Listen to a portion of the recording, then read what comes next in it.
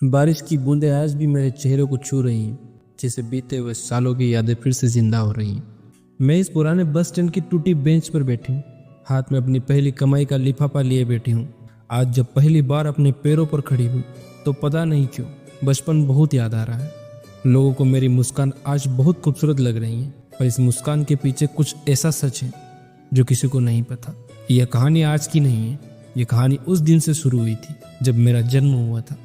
घर के आंगन में उस दिन भीड़ तो बहुत लगी थी और खुशियां कुछ चेहरे पर अधूरी सी पड़ी थी, क्योंकि उस दिन एक बेटी ने जन्म लिया था और कुछ लोगों को बेटा चाहिए था। दादी ने बस एक नज़र मुझे देखा और नजरें फेर ली, जिसे मैंने पैदा होकर कोई गलती कर दी।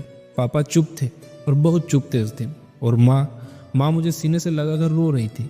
उनके आंसू खुशी के थे या डर के, यह मुझे आज तक समझ नहीं आया, पर इतना जरूर समझ आ गया था कि मेरा आना सबको खुश नहीं कर पाया। रिश्तेदारों ने माँ के कंधे पर हाथ रखकर कहा, कोई बात नहीं, अगली बार बेटा हो जाएगा। उस दिन पहली बार बिना कुछ किए ही मुझे बोझ बना दिया गया। उस दिन पहली बार मेरे होने पर सवाल उठा दिया गया। समय बीतता गया और मैं बड़ी होने लगी। सरकारी स्कूल की टूटी बेंच पर बैठकर सपने बुनने लगी।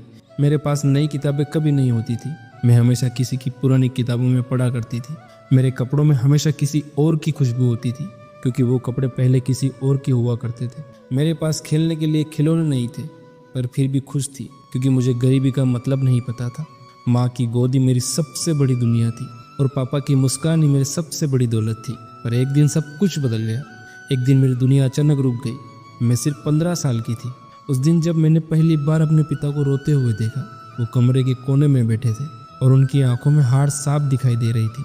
उनकी नौकरी छूट चुकी थी और घर की जिम्मेदारियां बढ़ चुकी थी। उस दिन पहली बार मुझे अपने बचपन से नफरत हुई, क्योंकि उस दिन मुझे अचानक बड़ा होना पड़ा। जिस उम्र में लड़कियां आईने में खुद को निहारती हैं, उस उम्र में मैंने अपने घर की हालत देखी। जिस उम्र में लड़कियां अपने सपनों के बारे में सोचती हैं, उस उम्र में मैंने अपने घर के खर्चे के बारे में सोचना शुरू किया। मैंने बच्चों को ट्यूशन पढ़ाना शुरू किया और अपनी जरूरतों को मारना शुरू किया। मेरे सपने धीरे धीरे दम तोड़ने लगे, मेरी जिम्मेदारियां धीरे धीरे जिंदा होने लगी।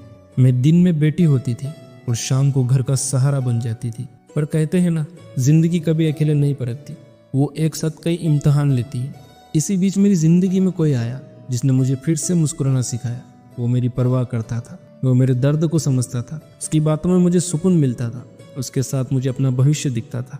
पहली बार मुझे लगा कि शायद अब सब कुछ ठीक हो जाएगा।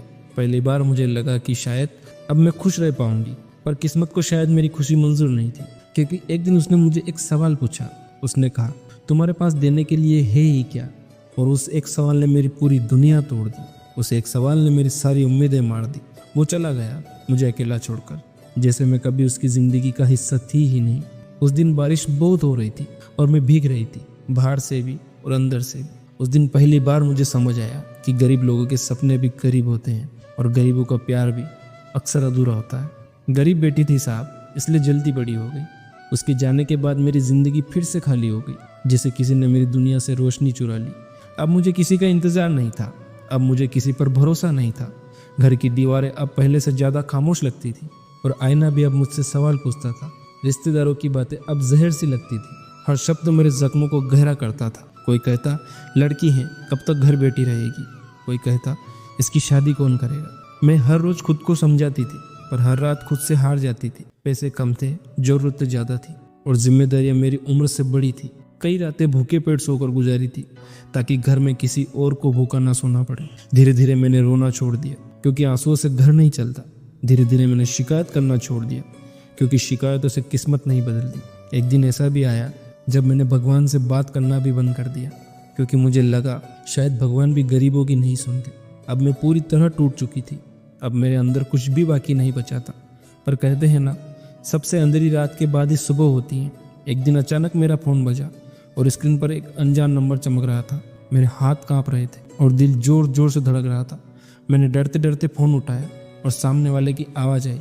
उन्होंने कहा, आपको नौकरी के लिए चुना गया है। कुछ पल के लिए मैं चुप रही, जिसे मुझे यकीन ही नहीं हुआ। फ़ोन रखा और पहली बार जोर से रोई। यह दर्द के आंसू नहीं थे, यह सुकून के आंसू थे। आज मेरी मेहनत जीत गई थी, आज मेरी किस्मत हार गई थी। आज पहली बार मुझे खुद पर गर्व हुआ, आज पहली बार मुझे अपने होने पर गर्व हुआ। समय बीतता गया और मेरी जिंदगी बदल गई। अब मेरे हाथ में मेरी पहली सैलरी थी और दिल में हजारों यादें थी। मैं घर के दरवाजे पर खड़ी थी और माँ अंदर चूल्हे के पास बैठी थी। मैंने धीरे से उनका हाथ पकड़ा और सैलरी का लिफाफा उनके हाथ में रख दिया।